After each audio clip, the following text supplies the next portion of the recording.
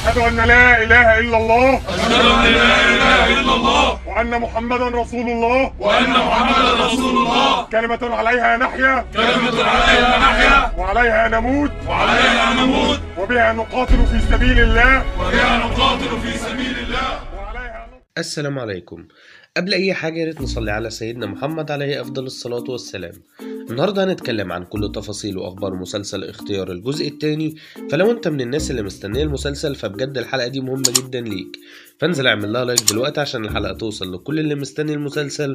وطبعا لو مش مشترك معانا فانزل دلوقتي اشترك وفعل زرار الجرس عشان يوصلك كل جديد، وما تنساش تتابع الحلقة لآخرها وتقول لنا رأيك في كومنت. في البداية كده تقريبا محدش ما شافش مسلسل اختيار الجزء الأول، وتقريبا برضه محدش شكك في قوة العمل وفي مدى تأثيره على المجتمع العربي مش المصري بس. طيب الجزء الأول كلنا عارفين إن القصة بتاعته بتتكلم عن حياة الشهيد البطل أحمد صابر المنسي اللي استشهد في مربع البرص عام 2017، وطبعا شارك عدد كبير جدا من الممثلين في العمل الضخم ده، عشان كده قدروا يوصلوا إحساس القصة لكل حد كان بيتفرج. طيب الجزء التاني هيكون ماشي ازاي؟ ده هنعرفه دلوقتي وهنعرف كل اخبار المسلسل، بس يا ريت تعمل لايك للحلقة لو لسه ما عملتش. مسلسل اختيار الجزء التاني هيكون من بطولة كريم عبد العزيز واحمد مكي، وده اختيار موفق جدا من المخرج بيتر ميمي لنجمين من اقوى نجوم الدراما العربية. وشفنا طبعا كريم عبد العزيز في فيلم ولاد العم وقد ايه قدر يأثر في الجمهور. اما بالنسبة لاحمد مكي فهي تجربة كويسة جدا. حد هيقول لي ليه؟ هقوله انه هيجسد دور جديد عليه هينقله في حتة تانية خالص، وتجربة للجمهور اللي بيحب احمد مكي في انه يبعد عن انه كل شوية يشوف احمد مكي في ادوار كوميدية بس. قصة المسلسل مش هتختلف عن الجزء الأول، ولكن فرق الاختلاف إن القصة مش عن شخص بعينه، لأ ده عن بطولات الشرطة المصرية عامة من سنة 2013 وحتى سنة 2020.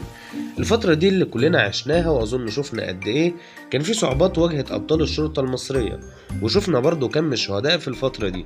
طبعا هنا هيكون الإنتاج الأضخم في تاريخ الدراما المصرية من وجهة نظري، بحيث الميزانية اللي هتحط للمسلسل واللي هتخلينا نتفرج على مسلسل قوي جدا ويليق بالدراما المصرية.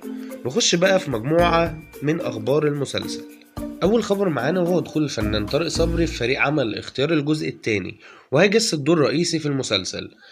تاني خبر معانا وهو خروج الفنان الراحل هادي الجيار من طاقم العمل رحمة الله عليه، وصرحت ابنته في لقائها مع قناة DMC إن الفنان هادي الجيار قبل وفاته جاله تليفون من مخرج عشان يقوم بتمثيل عمل معين، وهو رفض وقال لها أنا لو خرجت من هنا هكمل تصوير الاختيار وهعتزل.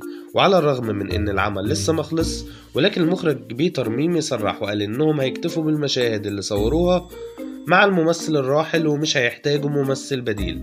الخبر الثالث وهو تصريحات المخرج بيتر ميمي ان العمل هيكون مختلف عن السنة اللي فاتت، وانه هيكون قوي جدا، وذكر ان المشاهد قوية جدا، وانه بيعمل مسلسل مش الهدف منه تحقيق الارباح ولكن زرع الروح الوطنية في الأجيال القادمة. وقال إن الحلقة التانية من المسلسل هتكون تحت اسم حتى لا ننسى.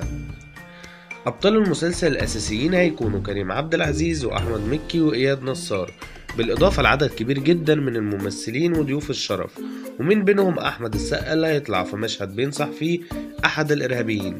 المسلسل سيناريو وحوار هاني سرحان، وإخراج بيتر ميمي، وإنتاج شركة سينرجي. كده وصلنا لآخر الحلقة، بس مش آخر الأحداث والأخبار عن المسلسل، فياريت لو الحلقة عجبتك تعمل لايك، ولو مهتم تتابع باقي الأخبار عن دراما رمضان عامة ياريت تشترك في القناة معانا وتفعل زرار الجرس عشان توصلك حلقاتنا أول بأول. أنا كده خلصت وأشوفكوا على خير الحلقة الجاية.